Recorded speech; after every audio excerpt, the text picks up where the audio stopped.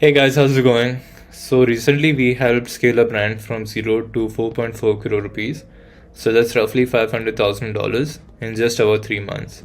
And till date we've done over 7 crore rupees with them. And to show you that this works, we took another brand from 0 to generating over 15 lakh rupees within the first month. And in the last 2 months we've done over 23 lakh rupees for them. And another international client, we generated over $17,000 at a 66% growth in the month of March. And then in the month of April, we ramped them up to about $19,000 at the same ad spend. And for another client, before working with us, they spent 1 lakh rupees and they generated 60,000 rupees back in terms of revenue at a 0.6x ROAS. And the first month working with us, they spent 70,000. We spent 70,000 rupees, and we generated over 4.5 lakh rupees with a 6.5x ROAS. And they even ended up going on Shark Tank this season, and this was in fact one of the most successful pitches of season 3. So if I'm a new face to you, then my name is Sairaj, and I'm the founder of AceXmedia. AceXmedia is a company that helps e-commerce brands scale predictably and profitably, and currently we are working with a lot of Shark Tank brands as well. So these are some of the articles that we had. So how are we able to replicate these results for most of our clients? So this is what we are going to cover today. Firstly is the market, then is knowing your numbers, then I'm going to walk you through the creatives that you need to be using. I'm going to show you the account structure that we follow in order to test the frameworks and in order to test the campaigns. And then I'm also going to show you the scaling structure. And lastly, we are going to talk about dealing with the ad issues that show up. And also I'm going to show you some AI tools that we recommend to our clients. So firstly, when we talk about the market, this is a framework that we use in order to build out the ideal customer persona. So we send our clients a Google form, and the Google form is basically questions about their company, about their product, about their story as well. And that Google form helps us identify and build out a detailed customer persona. Now, this is the boring work, but this is something that you are going to refer back to, and I'm going to talk about this in the later stages as well. And how you fill it out is basically there are 3 personas: persona 1, persona 2, and persona 3. You fill out all these questions that are there. So you fill out your current psychological state of your ideal customer. So let's take an example of of a skincare brand. So the current psychological state of a customer can be something like, maybe they've tried multiple solutions in the market and nothing works for them. Or second state might be, maybe they find it too expensive.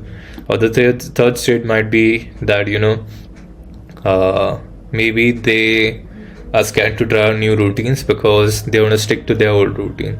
So you're going to fill it out in this column. And then you do the same in this column as well, and then you do the same in this whole column as well, and you fill out all of these things.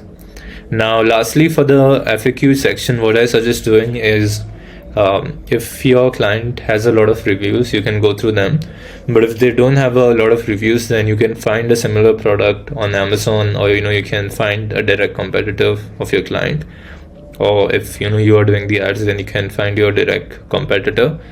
And then you can skim through the reviews. This is what our team does as well if the brand doesn't have a lot of reviews. So you skim through the competitor reviews and you figure out what the frequently asked question is, and what is some pattern that you see in the reviews, and then you fill this out. So maybe FAQ, so the maybe like frequently asked question would be what ingredients do you use, and then you can fill out the answer, and then you do it 3 times, and then you do it for this column and this column as well. So what we've noticed is that, this column we can fill out pretty quickly. It takes about like, half an hour or so to do.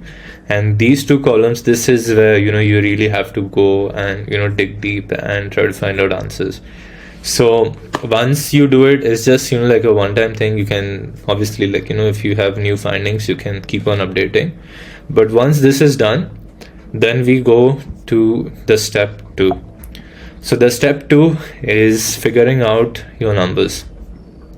And by the way, all these forms, I'm going to link them up in the description below. So, if you want, you can go to file. You'll have to make a separate copy because it's going to be view access, and then you'll be able to edit these out.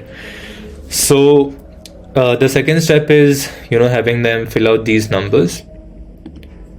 So what we do is we fill out these blue columns, and then it generates all of our KPIs that we're going to look at. So for example, this client, for example, for hypothetical reasons, let's say they're operating at 30% margin. So this would be, so $29 would be the max cost per purchase that we can spend in order to acquire a new customer. So this calculates, everything for you, and you just need to match the KPIs. And there's like a second sheet as well to this. So with this, you just have to enter your ad spend and enter your attributed revenue and everything. And based on the first sheet, this goes back and fetches that data. And then you can see kind of like, how much profit you've made. And this helps you sort of, understand your campaigns better and what's happening in the back end. So after you've figured your numbers out, let's talk about the ad creatives. So ad creatives, I would say, are the number one thing that we focus on testing. And these are kind of like, our go-to ad creatives that we like to test. So the first one is the customer facial expression. So this one is, like a lifestyle video ad. And this is usually like, the customer doing an unboxing and having like a exaggerated facial expression. And these ones, really work well. We tried the same ad for a supplement brand. So the guy, just tastes the product and he has like a exaggerated expression. And that had a solid hook rate, and that was like a most converting ad set as well. So the second creative we like to test is the you versus competitor. So this is, pretty straightforward. On one side you have your brand, the other side you have like, your competitor or something. And then you just put out your benefits, and you just put like, what the other guys don't have. Now, secondly, this is good for social proof. So if your customers are sold, but, they just want that extra push, they just want that, suggestion from some other person, then these ads work really well. So this can be, like a Facebook comment or like a Google review or like, Amazon review. You just take a screenshot, or like a Twitter review. You just take a screenshot and you run it as an ad. So, something like this. So the other sort of ads is obviously like, the user generated unboxing. Then you have the tutorial ads as well. And lastly, what we've seen work well recently is the objection handling ads. So this is why, feeling this thing is more important, because once you have like, these limiting beliefs that you sort of understand what your ideal customer is going through, you can just take these limiting beliefs and you can answer it in your objection handling creative. And this, absolutely crushes it when we start running this as your as a retargeting ad. So these are the kind of creatives that we first test, and then obviously, we reiterate and we test based on what's working. We try to get more iteration based on that. So let's say, we tested these creatives out, all of these creatives out, and let's say, the you versus competitor ad worked really well. So then what we do is we try to get more iterations and more angles based on this. So maybe, for example, this one says it's 100% plastic free, and this one, the competitor says, taking over landfills. So maybe another angle can be, less carbon footprint perhaps, and maybe this one can be, more carbon footprint when they go into production. Or this one can be, made of non-harmful ingredients, so like non-harmful stuff, and this one can be, made of stuff that doesn't get recycled or something like that. So we test out like multiple iterations based on that. Now, talking about your ads, your testing and your scaling structure, I'm going to show you one testing structure that we use, and we do this across multiple accounts, no matter whether you have data or you don't have data. So this testing structure, we've used across all accounts, and all of them are giving us really good results. So when you start running ads, there are two types of accounts, right? One is your account that is brand new with 0 pixel data, and one is your account with that has that has pixel data and that has some sort of numbers you can refer back to. But the fundamentals remain the same, and this is kind of like the approach we follow. So we start off with one interest campaign. This is going to be your ABO campaign. All right. And in most cases, if you don't have data, then you're going to give it like 3 days max. And in this interest campaign, you're going to have 10 different ad sets. So 10 different ad sets, and under each ad set you're going to be running 3 ads. So the whole approach over here is one ABO campaign, one interest-based ABO campaign, 10 different ad sets, 3 different ads. Now with interest, what you want to do is keep one interest per campaign, per ad set. So you don't want to stack the interest when you are just starting out. That can be done later once you figured out your winning interest and everything. So this is like the testing framework we use, and each ad set is going to have a 300 rupee budget. And if your products are slightly on the higher end, you can test with like 500 rupee ad set as well if you have the budget for that. But depending on your daily ad spend, I'm gonna say at least like 300 rupees minimum you need for at the ad set level. And with the ads, what you want to do is you just want to test one variable. So you can choose what variable. We usually like to test the creative. So you can keep the ad copy, the landing page, the offer, everything same. The only thing you want to change is one variable at a time. So in our case, what we do is we keep primary text, offers, landing pages, everything same, and we just change the creative. So it can be like image ad, or second ad can be a creative that is a video ad, and the third ad can be like a carousel or something. Or you can keep like all 3 video ads, but you can change the video up. Or you can keep all 3 images, but you can change the image up. So you just want to test one variable at a time. And once you start running, you leave it on for 3 days, because in most cases it's going to take you at least like 3 days to see results, unless like you've done your research with this and you've crafted like higher converting copies and high converting creatives. Then in most cases you can see results in 1 day as well. So let me just show you one live account.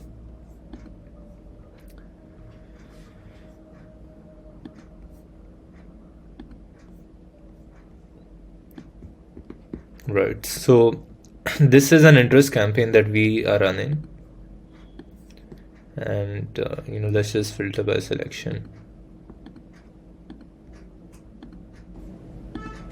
Right, so today this one is generating over 20x ROAS.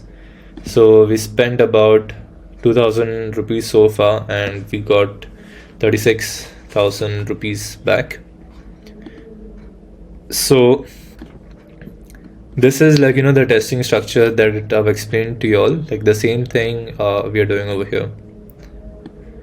So 10 different ad sets. So if you look at the name, I think I'm gonna blur the name, but I'll just have my editor like show you the name of this one.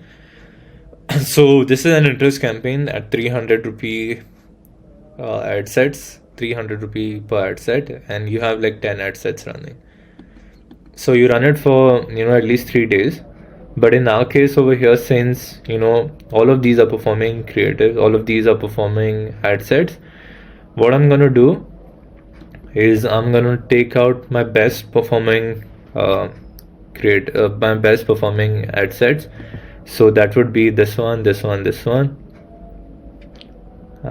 because the CPA is like really good on these. So over here you got like 33, 40 and 55. So I'm gonna pick out like 3 to 4 best best ad sets, and once you've selected them, what you want to do is you want to duplicate them, duplicate with current settings, continue, and you want to make a new campaign, and this new campaign is going to be a CBO campaign. So all of these ad sets will be grouped together in that CBO campaign, and that CBO campaign is going to be at a slightly higher budget. So we've done that, and let me just show you how that is working. So this is the the scaling campaign that we have, and this one is like at a $3,000 budget, and 65 rupees per purchase, 15x ROAS. And we've selected our best three ad sets, and we duplicated in this, and this is also performing well.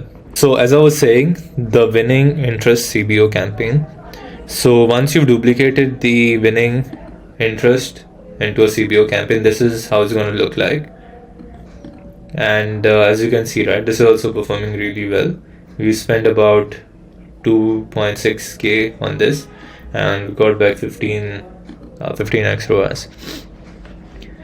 And yeah, as I was saying, you want to duplicate and put that at a slightly higher budget. So let's just filter the second campaign by selection, and you just want to put like your 3 to 4 winning ad sets in this CBO campaign, and you don't change anything else. You keep the same ads, you keep the same structure that you were previously running in the previous ABO campaign. You just duplicate it. You don't change any placements, you didn't change none of that.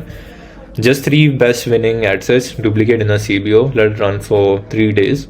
Now again, in this case, on day 1 itself it worked well. So what we are going to do now is I'm going to select each of them individually. So let's take this ad set first, and I'm going to duplicate this one again, but this time what I'm going to do is, remember the 3 ads that we were running, right? I'm going to switch off so in most cases what's going to happen if you're running 3 ads, you'll notice that 2 ads are not spending and only 1 ad is spending. And if that's the winner, then what I'm going to do is I'm going to duplicate this in another CPO at a slightly higher budget than this. So this one we are using 3,000 rupees per day, so that one I'm maybe put it at 4,000 or 3,500 to begin with. And I'm going to duplicate this interest into that one, and out of the 3 ads, 2 ads are not going to perform and only 1 ad is going to perform in most cases. So in this new CBO campaign, I'm going to switch off the 2 ads that are not performing, and I'm just going to keep 1 ad that's performing well. And the same thing I'm going to do with this one. So now the structure would be, I would have 1 interest testing campaign, I would have 1 interest scaling CBO campaign, and if that campaign works well, then I'm going to validate it further using like putting these ad sets or putting these interests in 1 single CBO campaign again. So this is going to make me another 3 CBO campaigns, and I'm going to switch off the ad creatives that are not performing. So this is kind of like the approach that we take, and this is just for the interest. Now the same thing I'm going to do for lookalikes, and the same thing I'm going to do for you can't do it for advantage shopping campaigns, but I'm gonna have like one advantage shopping campaign running as well when you scale. And the scaling approach is the same. You test in an ABO, whatever is working, you duplicate it and you put it in a CBO. If it works in the CBO, then you individually duplicate the ad sets, you switch off the creatives that are not performing, and then you put it in a scaling CBO campaign with one particular ad set. So hope that makes sense. And the same thing you do for lookalikes as well. Now, what happens in case you do the interest campaign and it doesn't work? So let's say I ran this campaign and none of the ad sets worked. So what will I do then? So how you look at this is, firstly, once you let me just go back to the so once you have your numbers nailed down, right, here you're going to notice, I'm going to give you this sheet as well. So here you're going to find out your target CPA.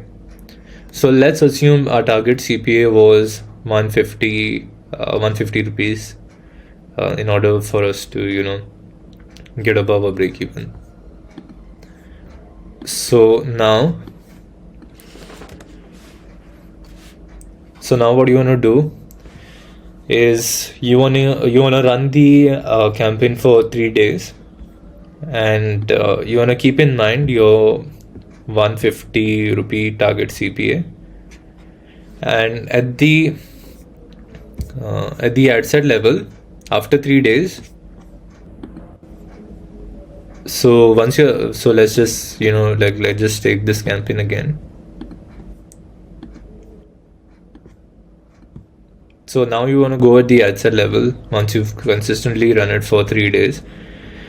And now what you want to do is, at the ad set level individually, you want to look at the ad sets that are above your 150 rupees goal.